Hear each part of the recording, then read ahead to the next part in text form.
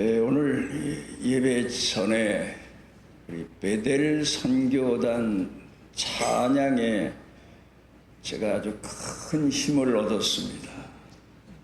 어떤 날은 오면 군대로 말하면 오합지졸이 아닌가, 그런 실망스러운 마음을 가지고 돌아선 적도 있는데, 오늘은 이 군대 중에서도 대단한 훈련된 그런 군대들이 군가를 부르는 것처럼 찬송을 얼마나 힘있게 불렀는지 제 마음 가운데 아주 큰 위로가 됐습니다.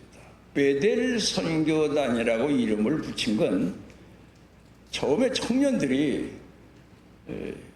모여서 기도도 하고 찬송도 부르고 그러면서 복음을 전한다는 의미로 시작한다고 하는데, 이름을 뭐라고 할까요 해서 생각해 보니까 야곱이 베델에서 하나님의 큰 은혜를 입고 환상을 보고, 그리고 거길 떠나서 그 생애를 살았던 걸 기억하면서 베델의 환상, 베델의 만남, 베델의 찬송, 감사, 감격, 그 의미를 담아서 베델 선교단이라고 이름을 붙였던 기억이 납니다. 우리 청년들이 이와 같이 찬송으로 훈련되고 기도로 훈련돼서 앞으로 한국 교회를 더 젊어진 교회로, 힘 있는 교회로 이끌고 가는 그런 날이 오기를 기대합니다. 여러분은 신앙 좋은 사람에 대해서 생각할 때에 어쩌면 그렇게 신앙이 좋았을까 하는 마음으로 우리가 존경을 합니다.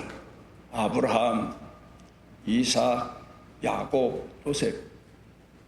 성경에 기록된 내용들을 보면서 어떻게 저런 처지에 저런 신앙으로 어려운 시련을 극복했을까 하는 존경하는 마음도 같지만, 그런데 그분들도 인간입니다.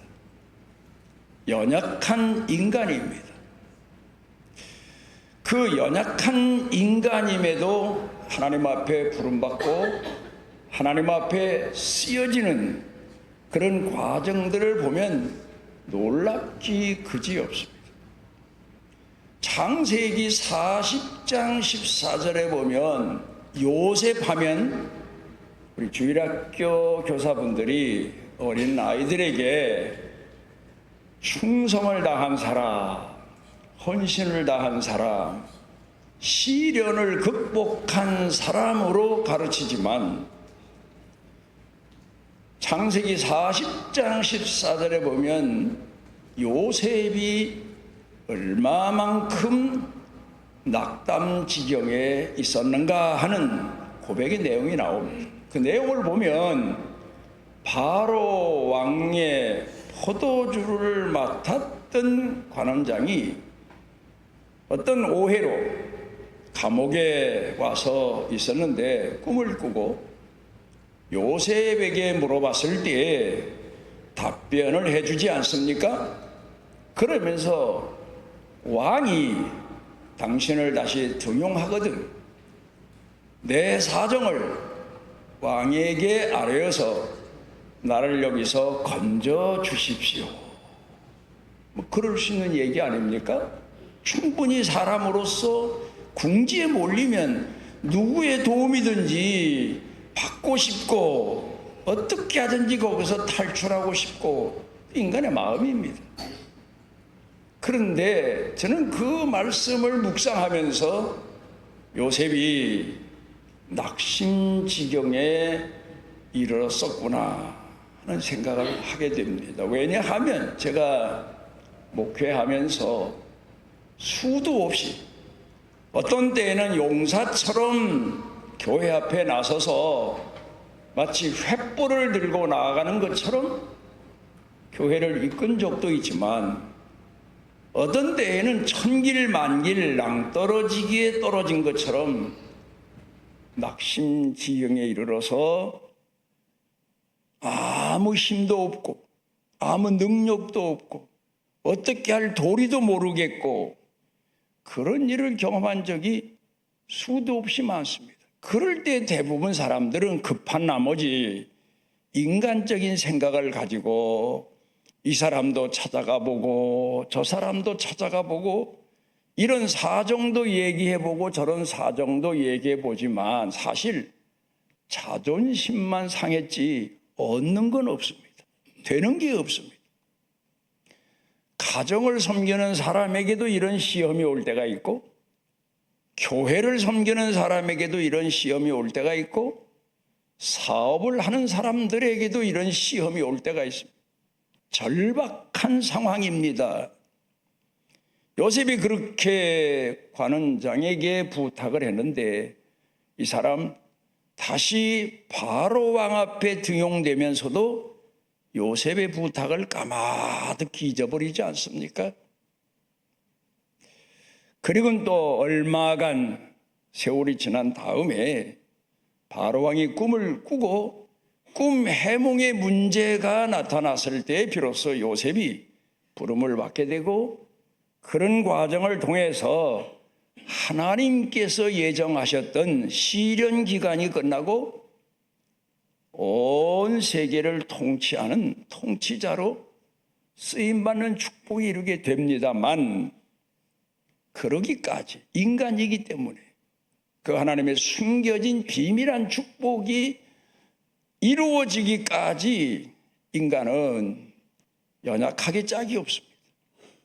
인내하고 또 인내하고 한계에 부딪히고 그런가 하면 창세기 30장 30절 가운데 보면 야곱도 이만저만한 삶의 열정을 가진 사람이 아닙니다. 뭐 우리가 그 얘기하면 다 아는 얘기인데 어떻든 외삼촌 집에 가서 뭐 행운이라고 할까요? 외삼촌의 딸을 아내로 맞이하게 됐고 옛날 족장시대는 그랬습니다. 그리고 외삼촌을 섬기는데 열심히 섬깁니다. 뭐 얼마나 충성스럽게 섬겼는지 모릅니다. 뭐 아내도 얻고 뭐 그래서 일 수도 있지만 우리가 가만히 생각해 보면 그 외삼촌이라고 하는 라반이 보통 사람이 아니에요. 보통 인색한 사람이 아니에요. 그런 사람을 섬기면서 얼마나 많은 시련을 겪었고 얼마나 많은 시험을 당했고 얼마나 많은 낙삼 지경에 이르렀겠습니까? 야곱이 말입니다. 그래서 창세기 30장 30절 가운데 보면 내 집은 언제나 세월이니까 20년 가까이 되는데 아내는 어떻게 지나다 보니까 넷이나 되고 족장시대는 그랬어요. 자녀들은 11나 낳는데 이게 나는 뭐냐? 내 집은 뭐냐?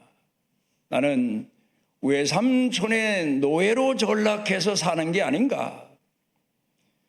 그런 낙심지경에서 푸념하는 내용이 나오고 있습니다. 여러분은 하나님을 공경한다고 하고 충성한다고 하고 신앙 지킨다고 하고 몸부림을 쳐보지만 이런 경우를 얼마나 경험해 보셨습니까?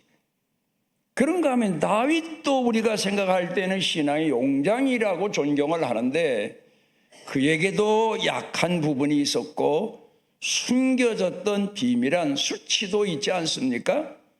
사무엘상 21장 13절에 보게 되면 사울 왕을 피해서 도망을 갔다가 가드 왕 아기스 앞에서 오죽 다급했으면 미친 채 하면서 그 위험한 경우를 모면합니까?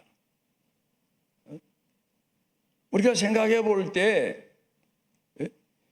블레셋과의 전쟁에서는 그렇게 욕망스러운 용기를 보였던 사람이 살아남기 위해서 미친 채 했다. 얼마나 궁지에 몰리고 얼마나 그 사람 생각이 좁아지고 두려움에 떨었으면 그렇게 했을까? 그런 생각을 해 봅니다. 그러면서 우리 예수를 믿는 사람들이 저 자신부터 여러분도 남이 알게 모르게 낙심지경을 거치면서 시련의 과정을 거치게 되고 연단의 과정을 거치게 되고 그러면서 다시 나를 돌아보게 되고 하나님의 긍휼하신 은혜를 힘입고 다시 일어서게 되고 그런 과정이 얼마나 오래도록 지속되는지 모릅니다. 교회 섬김도 그렇고 내 가정 돌보는 것도 그렇고 내 사업장 일을 보는 일도 그렇습니다. 막바지에 이를 때가 참 많습니다. 그럴 때에 우리는 이제 내 자신의 한계를 알고 하나님을 의지하게 되긴 됩니다마는 하여튼 그 과정이 한두 번이 아닙니다. 수차례 거듭되는 경우가 참 많습니다. 저는 이제 돌이켜 목회 기간 동안에 나 자신이 얼마나 하나님 앞에서 어리석었던가 낙심되었었던가 하는 것을 생각해 보면서 회개하고 그때 내가 좀 더 진실했더라면 좀 더 겸손했더라면 좀 더 신앙의 열정을 더했더라면 이런 회개하는 마음을 많이 갖습니다. 그런데 나이 들어서 낙심지경에 이런 사람이나 나이 든다고 하는 늙음에 대해서 낙담하는 사람들의 공통점이 있다는 걸 제가 생각을 해 봤습니다. 대부분 늙었다. 언제부터 늙었다고 우리가 말을 할 수 있을까? 70일까? 80일까? 90일까? 그런데 사실 깊이 생각을 해보니까 늙었다고 생각하는 그때부터 늙은 거지. 내 자신이 아직도 젊은이 못지않게 일을 할 수 있다고 용기가 솟아오를 때에는 그야말로 세월과는 상관없이 젊은이로 살 수 있는 그런 여건이 생기더란 말입니다. 우리가 되게 나이가 조금 들어가면 50대에는 그런 말을 안 하는데 60대가 들어서면서 여러분들이 보통 친구들 만나서 쓰는 용어입니다. 몇 학년이야? 1학년 6반이야? 6학년 참 1반이야? 2반이야? 3반이야? 그렇게 합니다. 그리고 쭉 가다가 6학년 9반이야. 그럽니다. 그럼 70에 가서 뭐라고 답을 할 겁니까? 제가 연구해서 여러분들에게 알려드리는 겁니다. 이제는 늙었다. 70이면 늙었지. 그렇게 생각하지 마시란 얘기예요. 그 말 자체가 나를 늙게 만들어요. 자, 60대는 6학년이라고 했으니 70대가 되면 중딩이 되는 거예요. 그래서 이 자리에 앉아 계신 분들 70이 넘었거든. 나는 중딩 1반이다, 2반이다, 3반이다. 그렇게 생각을 하십시오. 그 다음에 80이 되잖아요. 그럼 80이라고 생각하지 마시고 나는 고딩이다. 그렇게 생각하시면 돼요. 90대 전에 나는 대학생이다. 100살 되잖아요. 나는 박사다. 인생 멸류관을 쓰고 사는 박사다. 그렇게 생각하면서 인생을 사십시오. 나는 늙었다. 늙은이가 뭘 할까? 늙어서 아무것도 못하겠다. 그 말 자체, 생각 자체가 우리 신앙인들을 낙담하게 만들고 어리석게 만들고 어찌 보면 부끄럽게 만들고 그런 거란 말입니다. 사람이 살아가는 데 있어서 보통 사람들을 놓고 세 종류로 나눕니다. 첫째로는 운명론입니다. 숙명론. 다시 우리가 말하자면 하이데커가 철학자 하이데커가 말한 내용이긴 하는데 던져진 존재다. 팔자소관이다. 여러분, 신앙생활 하는 사람들은 어떤 어려운 지경에 이르러도 이런 말 하면 안 됩니다. 그건 예수 믿기 전의 용어지. 예수 믿는 사람들은 운명이다, 팔자소관이다, 이런 얘기를 하지 말란 말입니다. 그런 생각할 필요도 없다는 말이에요. 그 다음에 두 번째로는 보상론입니다. 열심히 살면, 선하게 살면 내가 복을 받으리라. 그런데 세상에 어디 그렇게 내가 열심히 산 만큼 복이 오고 진실하게 산 만큼 내게 세상에 내게 넘치는 복을 주느냐 하면 그것도 아니에요. 그러니까 우리는 그런 철학 같은 거 갖지 말아야 된단 말입니다. 세 번째로는 우리 그리스도인들이 가져야 되는 의식이고 신앙의 중요한 핵심입니다.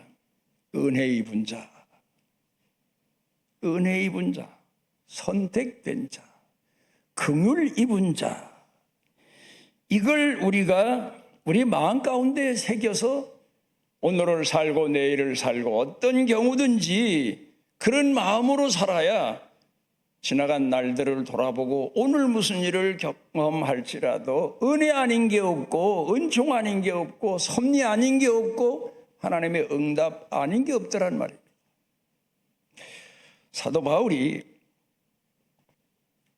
사도 바울만큼 사명에 불타서 산 사람도 그렇게 흔치가 않습니다. 그런데 갈라디아서 1장 1절에서 그가 말하기를 나는 부름받은 감격이 얼마나 큰가 하면 주 예수 그리스도를 죽은 자 가운데서 살리신 하나님 아버지로부터 사도된 바울 나는 기가 막힌 고백 아닙니까? 나는 사람에 의해서 사도가 된 게 아니고 하나님이 부르시고 하나님이 세우셔서 내가 사도가 됐다. 그 얘기를 하고 있습니다. 그러니까 부름받은 자의 감격, 사도 바울 평생 신앙 고백입니다. 여러분도 오늘 성전 교회 관리위원회 헌신 예배를 드린다고 하는데 교회를 관리하는 분들뿐만 아니라 우리가 교회 오르내리며 신앙생활 하시는 분들은 이 신앙의 신조를 신앙 고백을 잊으면 안 됩니다. 나는 부름받은 자다. 하나님으로부터 선택된 자다. 하나님이 나를 통하여서 무엇인가 뜻을 이루기 위해서 만세전에 예정하셨고 우리 장로교 신학으로 말하자면 때가 돼서 모태에 지음받게 하셨고 때가 되어서 하나님께서 이 성전으로 우리를 이끌어서 하나님의 일을 하게 하셨다. 여러분이 그 신앙 고백을 가지고 오늘을 사셔야 됩니다. 제가 언제 한 번은 우리 성도님 가정을 신방 갔는데 가서 얘기하다 보니까 이분 고향이 김제 쪽이더라고요. 그래서 내가 그분에게 이런 얘기를 했습니다. 아, 그러십니까?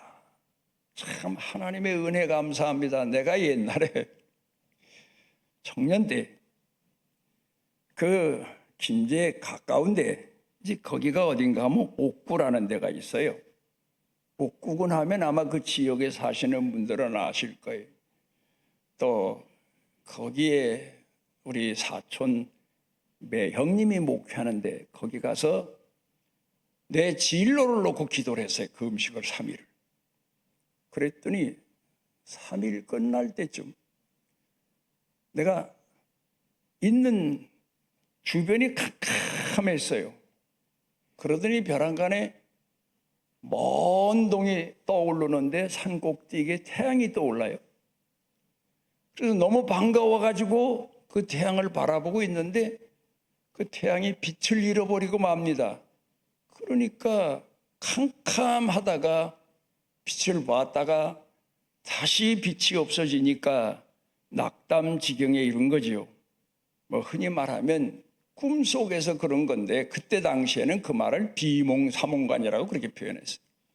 그러니 두 번째 다시 세상이 환해지면서 그 산 꼭대기로 태양이 떠오르는데, 그때는 땅에 있던 새들이 공중을 나르면서 환한 세상이 된 걸 보고 깨어났어요.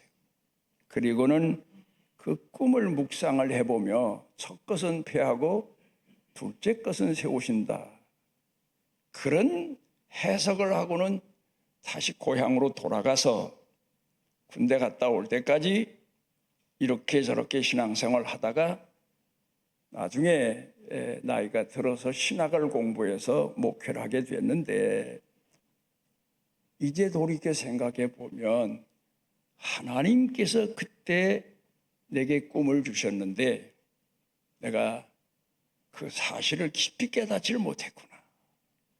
그래, 그 신방 같은 집사님 보고 내가 이 지역에 와서 금식했더니 하나님이 이 지역 주변의 분들을 선산중앙교회로 다 보따리 싸가지고 올라오게 해서 나와 함께 교회 섬기게 했다고 하니까 그분이 예 맞습니다 아멘입니다 그러더라고요. 그제는 제가 뭔가 큰 일을 앞에 놓고 어떻게 하다 보니까 또 그렇게 됐어요. 은퇴하고 나면 아무것도 할 일이 없는 줄 알았는데 하나님께서 어떻게 해선가 또 교회 하나를 세우게 하셔서 그 일을 놓고 고민하다가 번뜩 생각나는 게 하나 있었습니다. 그게 뭔가 하면 제가 처음 예수 믿었을 때에 기도원 운동이 대단했던 때입니다. 그때 뭐 예수 믿는 사람들 기도원 안 가본 사람 없습니다. 그러게 주변 분들하고 같이 기도원을 갔는데 이분들이 가자마자 방언이 터지지요. 뭐 찬송 부르지요. 춤추지요. 그런데 나는 꼬다는 보리자루처럼 아무 감동도 없고 감각도 없는 거예요. 그렇다고 설교가 귀에 안 들어오는 건 아니야. 그래서 하나님 은혜 달라고 부르짖어 기도하는데 응답이 없어요. 이래서는 안 되겠다. 하나님 앞에 기도하자. 그리고는 가지고 갔던 담요 한 장을 옆구리에 끼고 그냥 무조건 산 꼭대기로 올라. 제일 높은 산이더라고. 지난 주간에 가서 보니까 거길 내가 어떻게 왜 갔는지 모르겠어요. 그 꼭대기 가서 밤에 기도하는데 큰 뱀하고 내가 싸움을 하고 있는 거예요. 용이라고도 하고 뱀이라고도 하고. 그게 저만 진짜 나한테 다가와요. 그럼 내가 있는 힘을 다해서 미루면 저리 또 뒤로 갔다가 또 다시 오고. 그렇게 하다가 나중에는 기운이 내가 쏙 빠졌어요. 손가락 끝을 까딱하면 그만큼 뒤로 갔다 또 오고. 마지막엔 그 기운도 없어요. 나를 삼키려고 큰 입을 벌려서 확 다가오는데 내가 주여 하고 소리를 질렀더니 이 뱀이 뚜루루 말리더니 낭떠러지기로 땅 하고 떨어진 거예요. 깜짝 놀라서 깨서 정신을 차려보니까 내가 산꼭대기에 와 있고 기도했고 깨어났고 아래서는 새벽 종소리가 들리더라고요. 어떻게 내려왔는지 몰라요. 며칠 전에 거길 가서 다시 바라보니까 지금 가라 못 갈 것 같은데 왜 내가 거길 갔나?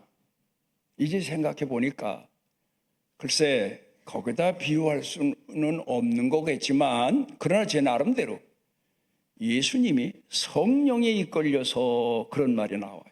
마태복음 4장에 광야에 시험을 받으러 가셔서 시험을 당하시잖아요.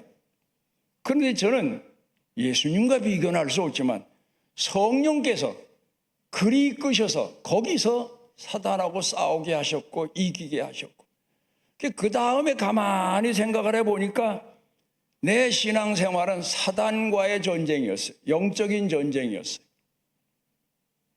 어쨌든 갈라디아 교회 교인들에게 사도 바울이 내가 하나님 앞에 선택받아서 부름받은 것처럼 이제 그 다음 2절로 가보면 이런 얘기를 하고 있습니다.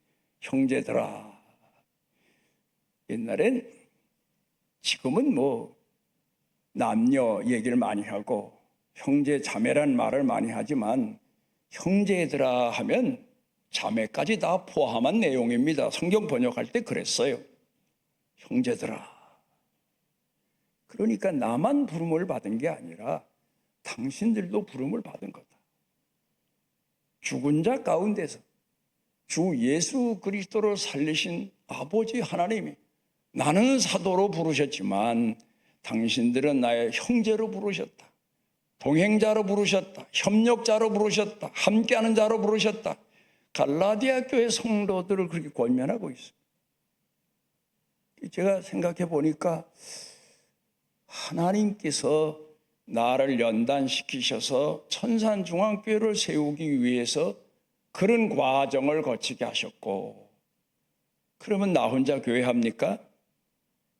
성도들이 각 처에서 전국에서 이리 몰려오셨는데 하나님이 이끄셨구나.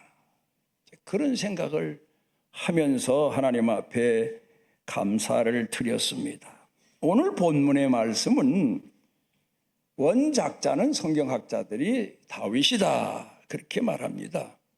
그런데 오늘로 말하면 성가대가 찬양한 내용이라고 기록되어 있는 것뿐이지 원작자는 다윗이다. 그런데 다윗은 여러분 아시는 대로 하나님 성전에 대한 열망이 얼마나 강렬했던 사람인지 여러분 아마 아실 겁니다. 하나님께서 너는 성전을 피를 많이 흘려서 허락지 않는다 하셨음에도 불구하고 그 아들 솔로몬이 성전을 건축할 수 있도록 만반의 준비를 다한 사람입니다. 그런데 여기 보면 제가 제목을 문지기의 영광 이제 그렇게 아마 붙인 것 같아요. 근데 우리 예수 믿는 사람들은 성전에 나와서 성도가 되고 일꾼이 되면 이 일꾼 되는 명분이 분명하게 세상과는 다릅니다. 세상은 직분이 명예일 수 있고 또 하나는 권세일 수 있죠. 그런데 우리 예수 믿는 사람은 교회 나와서 하나님의 자녀로 하나님을 공경하고 성전을 섬기면서 직분을 교회로부터 부여받는데 이 성도들이 받는 직분은 영광의 직분입니다.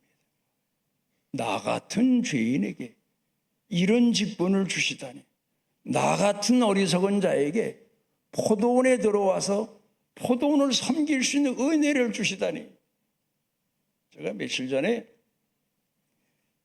어느 기록을 보니까 그래서요 여러분, 교회 목회를 해온 사람 아니면 교회에 대해서 아무리 공부를 많이 하고 국민들로부터 추앙받는 학자라도 함부로 얘기하면 안 돼요. 유명한 분입니다. 존경받는 분입니다. 100세를 더 사신 분입니다. 근데 그분이 무슨 얘기를 했는가 하면 교회가 아니고 하나님 나라다. 그러니까 한국 교회가 너무 교회를 시장하고 시중하고 교회 중심으로 성도들을 모으고 하다 보니까 아마 학자로서 하늘나라지 교회 성전 중심이 아니다는 의미에서 얘기를 하신 것 같은데 그분 모르는 얘기입니다. 성전 중심입니다. 사도들이 보십시오. 가는 데마다 교회 세웠어요. 왜?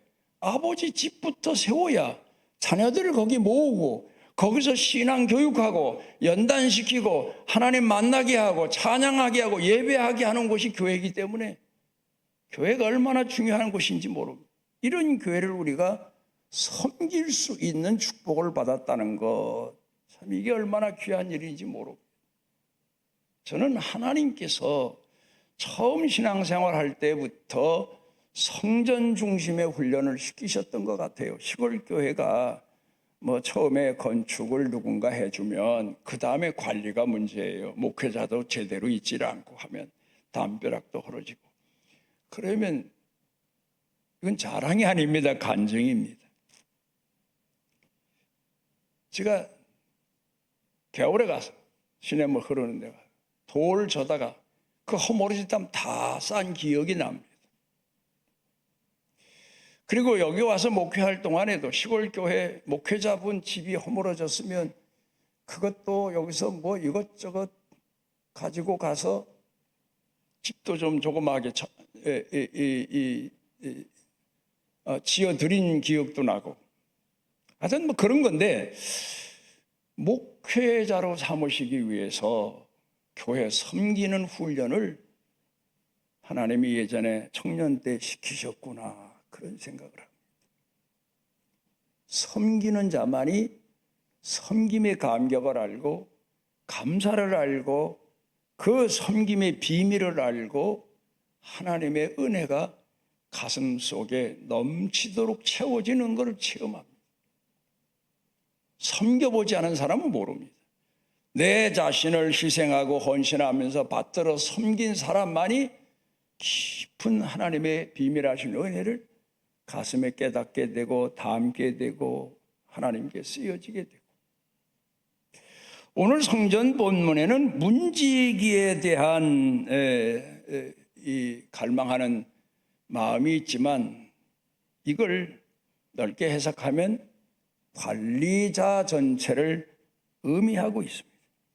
사도 바울이 디모데에게 하나님이 나를 충성되이 여기셔서 문제도 많고 탈도 많고 흠도 많고 사도 바울을 부르셔서, 만약에 사울이라는 청년을 부르셔서 사도로 삼으신 다음에 얼마나 많은 논란이 있었겠습니까? 예루살렘으로부터 저 사람이 누군데.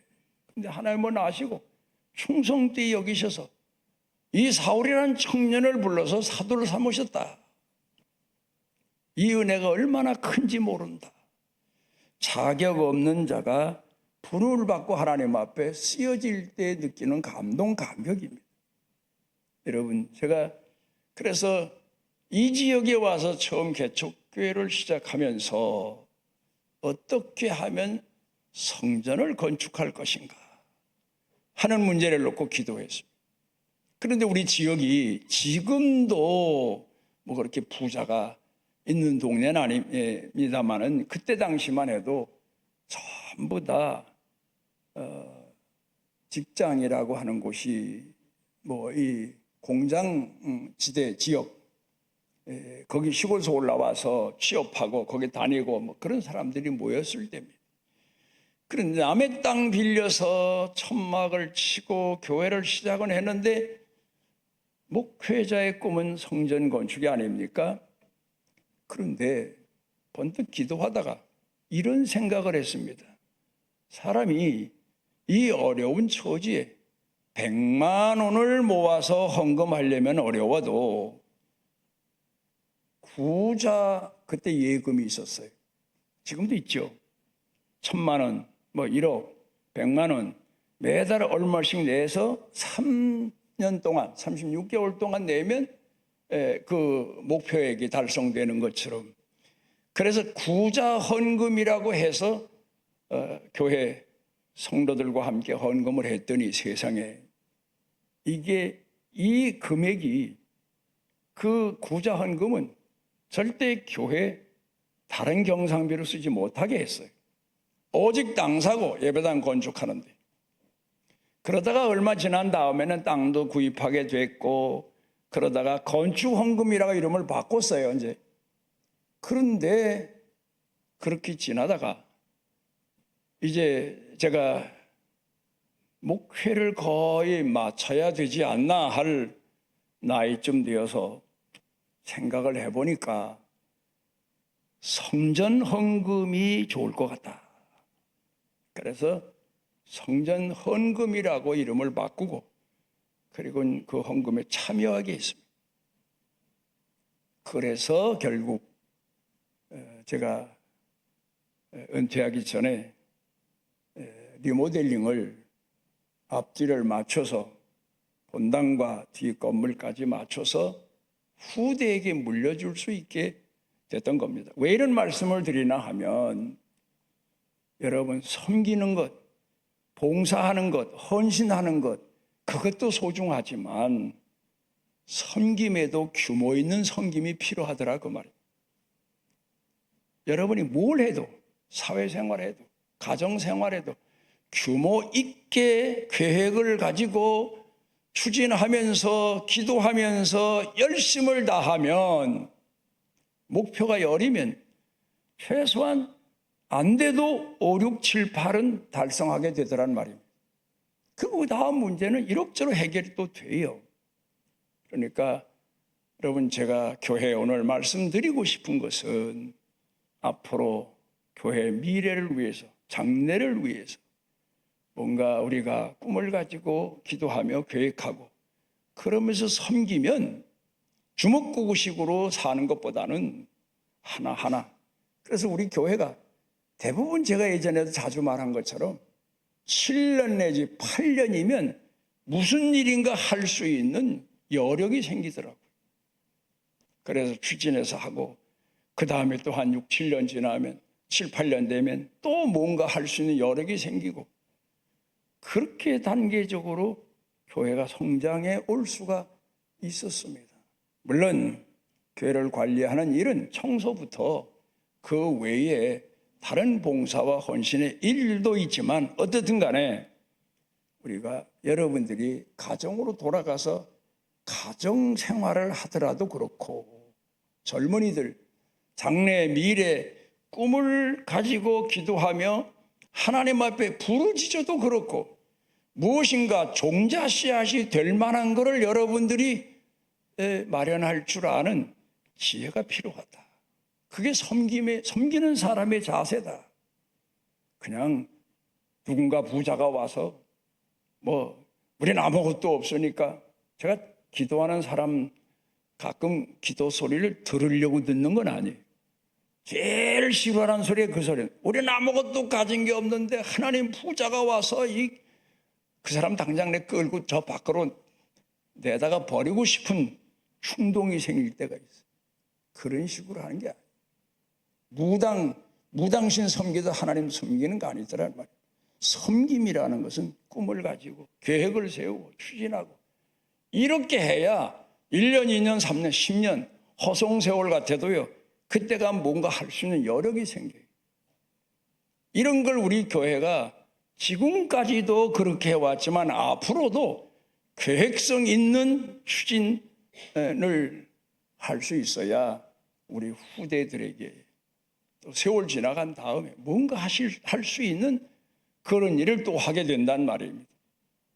성전, 우리 교회 하나 가꾸고 그만의 얘기는 아니지 않습니까? 제가 어떤 계기로 하나님 은혜 가운데 몽골에다가, 사실 몽골 선교하다가 다 포기를 해버리고 말았어요. 몇 번을 당했는지 몰라요. 몽골 사람 다 나쁜 건 아닙니다만은 사람을 제가 잘못 선택해서 그랬겠지요. 어쨌든 그래, 후임에게는 부담을 주지 말자 해서 다 끊었어요. 그랬더니 그 짝에서 보통 항의가 저한테 온 게 아닙니다만은, 내 판단으로는 투자해서 소득을 얻지 못하면 투자할 가치가 없는데, 날 보고 계속 시작했으니까 끝까지 돌봐달라는 건 내 목회 철학에서는 안 맞는다. 저는 개척교회를 내보내도 3년입니다, 한계가. 그 다음에 봐서 가능성이면 1년을 더 도와주고 나머지는 끊었습니다. 교회도 그래요. 뭔가 계획성을 가지고 추진력을 가지고 판단력을 가지고 그러면서 교회를 섬겨야만 온전한 교회로 교회가 성장할 수가 있는 거예요. 그래, 이번에는 어떻게 해서든 몽골에 교회가 하나 세워지게 됐는데, 옛날에 삼성 이병철 회장님이 그런 얘기를 했습니다. 기업은 사람이다. 결국 같은 얘기들란 말입니다.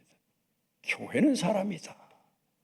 믿음이 있고 추진력이 있고 헌신할 줄 알고 충성할 줄 아는 사람이 교회를 시작해야, 남의 것만 끌어다가 교회를 세우겠다, 그런 착각 속에 빠진 사람들은 별짓 다 하다가 나중에 교회 결국 제대로 이루지도 못하고 교인들 패가망신시키고 교회가 막 이단에 넘어가고 그런 별별스러운 일들이 얼마나 많았습니까?